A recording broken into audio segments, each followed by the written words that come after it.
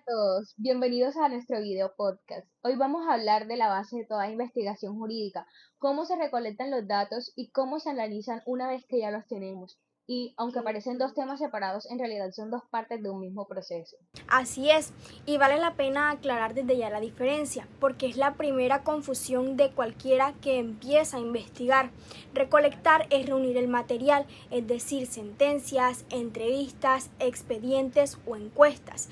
Analizar es otra cosa completamente distinta, es lo que se hace con ese material para poder sacar una conclusión. Exacto, la recolección corresponde a de dónde y cómo obtengo la información, mientras que el análisis responde a qué hago con la información recolectada para responder mi pregunta de investigación. Estos son dos momentos distintos, aunque en la práctica suelen estar todo el tiempo conectados. Entonces, vamos a organizar esta conversación en cuatro partes. Primero, la investigación jurídica de manera general. Segundo, las cinco técnicas de recolección. Tercero, los tres bloques de análisis. Y cuarto, cómo se conectan los dos documentos y por qué a veces conviene combinar técnicas. Número uno, tipos de investigación jurídica. Empecemos por algo que puede ser sorprendente, y es que la investigación jurídica no es una sola cosa, son en realidad tres tipos distintos. La primera es la investigación dogmática o doctrinal. Esta es la más clásica, la que todos conocemos en la facultad, es decir, la que estudia el derecho desde dentro, con las normas, la jurisprudencia y la doctrina, para lograr describir, sistematizar e interpretar el derecho que está en vigencia. Cuando alguien determina cuál es la regla aplicable a un caso o construye la línea argumentativa de una sentencia o evalúa si un régimen legal es coherente, este está realizando una investigación dogmática. Tipo es la investigación sociojurídica o empírica. Aquí el derecho se mira desde afuera, como un fenómeno social. Ya no importa tanto que dice la norma, sino cómo opera en la práctica, quién accede realmente a la justicia, cómo deciden los jueces, qué efectos produce una reforma. Esta familia toma prestadas herramientas de las ciencias sociales, encuestas, entrevistas, observación. Y la tercera es la investigación ius filosófica. En esta no se pregunta por un ordenamiento en concreto, sino por los fundamentos del derecho mismo, es decir, qué es el derecho, qué relación tiene con la moral, qué justifica al obedecerlo y qué significa que una decisión sea justa. Algo que a mí me pareció muy interesante de los documentos y que se repite muchísimo es que la investigación y la recolección de datos no son algo exclusivo de la investigación empírica. Uno tiende a pensar que analizar y recolectar datos hace parte de la estadística y la encuesta exclusivamente y que estos no tienen nada que ver con la investigación dogmática o la filosofía. Esa es una idea falsa. La revisión documental, por ejemplo, o sea, reunir y organizar sentencias, normas y doctrina, es la técnica nuclear de la investigación dogmática. Es recolección pura, aunque no tenga nada que ver con una encuesta. Y del lado del análisis ocurre exactamente lo mismo, y es que interpretar una norma, sistematizarla y evaluar si un argumento judicial está bien construido también es análisis. Solo que en esta, en lugar de analizarse números, se analizan textos normativos y argumentos. No, lo que cambia en las tres no es que se recolecte o se analice. Lo que la diferencia es qué se recolecta y qué se analiza y con qué finalidad se recolecta y se hace este análisis. Número 2. La recolección, cinco técnicas nucleares. Vamos entonces al primer documento, el de las técnicas de recolección. Ahí se presentan cinco técnicas esenciales. La primera es la encuesta o cuestionario, un conjunto de preguntas estandarizadas que se aplican a una población o a una muestra para obtener información generalmente cuantificable sobre opiniones, percepciones o frecuencias. Dentro de la encuesta existe una variante en particular llamada técnica Delphi. Esta no es una encuesta poblacional común, ya que no busca obtener la opinión promedio de muchas personas, sino de organizar el juicio de un panel de expertos en rondas sucesivas de consultas con una retroalimentación con el fin de poder acercarse a un consenso sobre un tema jurídico muy complejo o controvertido. La segunda técnica es la entrevista. Estos son encuentros cara a cara con los informantes para entender su perspectiva. En el derecho, se utiliza mucho para entender las posturas de los jueces o de los juristas. Tercera es el grupo focal. Se parece a la entrevista, pero lo importante no son las respuestas individuales, sino lo que surge de la interacción entre los participantes. Se usa mucho para explorar percepciones colectivas, por ejemplo, sobre el caso, la justicia o el impacto de una reforma. La cuarta técnica es la técnica de observación. Esta puede ser participante o no participante y consiste en utilizar los sentidos para poder captar lo que ocurre en su contexto natural sin necesidad de llegar a manipularlo. Esto sucede cuando, por ejemplo, decidimos observar el desarrollo de una audiencia o cuando acompañamos a la policía a un patrullaje para poder estudiar su actuación. La quinta es la revisión documental. Esta quizás sea la más importante para el jurista porque consiste en evaluar, localizar y seleccionar información ya existente, como lo son las sentencias o las normas. Esta es muy determinante, ¿por qué? Porque aquí el investigador no produce la información, sino que ya la encuentra hecha y solamente es utilizarla.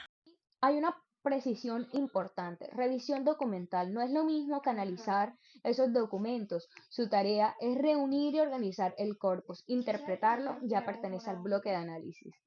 También me parece clave realizar la distinción entre el método, la técnica y el instrumento, ya que estos solemos confundirlos. El método es el camino general para abordar un problema, ya sea analítico, hermenéutico o comparativo. La técnica es el paso en concreto con el que recorremos ese camino y por otro lado el instrumento es esa herramienta específica con la cual se ejecuta la técnica, como lo puede ser el cuestionario en una encuesta o la guía para una entrevista. Algo que se repite como principio en todo el documento es que la técnica no se elige ni por gusto o costumbre del investigador. Esta se elige primero por la pregunta de investigación, luego nos basamos en los recursos disponibles y por último nos basamos en el contexto jurídico que estamos llevando. Número 3.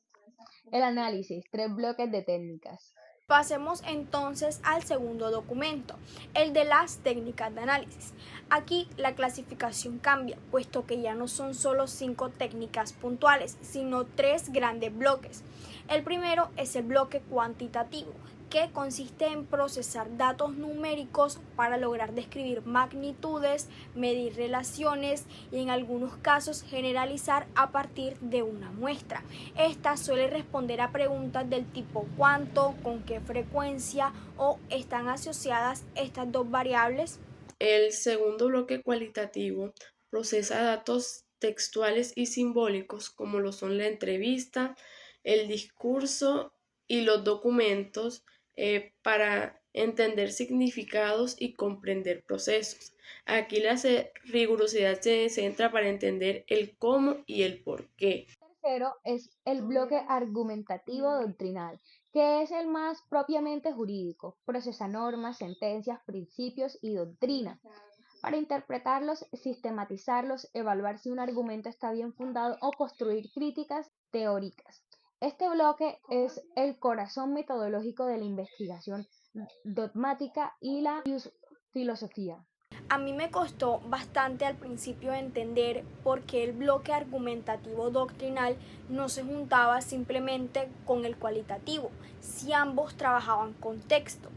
Pero la explicación es clara y es que estos no se distinguen tanto por el tipo de dato, sino por la posición desde la que cada uno aborda el material. Por ejemplo, el argumentativo doctrinal opera desde dentro del derecho. Este no solo lo describe desde afuera. También aparece una aclaración muy importante con respecto al análisis económico en el derecho. Uno tiende a pensar que es una técnica más, pero en realidad esta es una teoría de investigación y una corriente teórica que se enfoca en qué se pregunta y más no en calcular. Ir entre estos tres bloques aparecen otra vez los mismos tres factores que en recolección. Primero y sobre todos, la pregunta de investigación. La pregunta manda sobre el método y no al revés. Segundo, el tipo de datos disponibles, porque de nada sirve querer hacer estadísticas si solo se cuenta con tres sentencias. Y tercero, el contexto jurídico, el tipo de investigación en la que se inscribe el trabajo. Hay un ejemplo en el documento que ilustra muy bien esto. Este nos habla sobre la prisión preventiva, y es que si la pregunta va alrededor de cuál es la duración promedio de la prisión preventiva y qué factores suelen prolongarlo, la técnica más adecuada sería la cuantitativa. Si la pregunta es cómo viven los internos esa incertidumbre, la técnica es cualitativa y se utilizan las entrevistas. Y si la pregunta es si la regulación vigente es compatible con la presunción de inocencia, aquí la técnica más adecuada sería la argumentativo doctrinal. Algo que me parece muy interesante del documento es que de un mismo problema social pueden surgir tres preguntas de investigación o tres problemas jurídicos completamente distintos. ¿Por qué? Porque esto va a depender completamente de cómo se formule la pregunta. Bloque número 4. Conexión entre las técnicas de análisis y técnicas de recolección y cómo se combinan. Es donde los documentos se conectan directamente. El de las técnicas de recolección advierte que recolectar no es investigar, que es solo la mitad del trabajo y que la calidad del análisis está limitada por la calidad de la recolección. Si los datos se recolectaron mal, con una muestra sesgada o una entrevista mal conducida, ningún análisis después puede corregir eso. Y el documento de técnicas de análisis confirma la misma idea desde el otro extremo, y es que este dice que la técnica de análisis no debe escogerse al final cuando los datos ya están listos, sino que debe preverse desde el comienzo, porque esta condiciona qué datos hay que recolectar y en qué formato. Y es que, por ejemplo, si se quiere medir una asociación entre dos variables, hay que haberlas recolectado de forma comparable desde el principio. El diseño, la recolección y el análisis no son pasos sueltos en una fila. Estas son decisiones que se tomaron al inicio de realizar la investigación. Y ninguno de los dos documentos presenta las técnicas como compartimentos cerrados. En recolección se puede combinar, por ejemplo, encuesta con entrevista y en análisis existe lo que se llama investigación de métodos mixtos. Combinan técnicas cuantitativas con cualitativas o incluso combinar métodos doctrinales con no doctrinales. El ejemplo que más me gustó es el de una reforma que introduce la oralidad en los procesos civiles. Y es que en este caso un análisis cuantitativo de series temporales nos puede mostrar si bajó la duración de los procesos. Un análisis cualitativo de entrevistas a los jueces y litigantes puede mostrar cómo cambió la dinámica de la audiencia. Y un análisis doctrinal puede evaluar si la nueva regulación es coherente con las garantías procesales. Hay que saber que ningún bloque por sí solo hubiera dado ese panorama completo. También hay una advertencia clara que dice que combinar técnica por combinar no es eficiente. ¿Por qué? Porque esta va a requerir más esfuerzo. Solo se debe hacer cuando la pregunta de investigación lo requiera. Por eso está la regla de oro, por así decirlo, que la pregunta es la que manda. Para cerrar, la idea central que nos queda de estos dos documentos es que todavía no enseñan técnicas puntuales.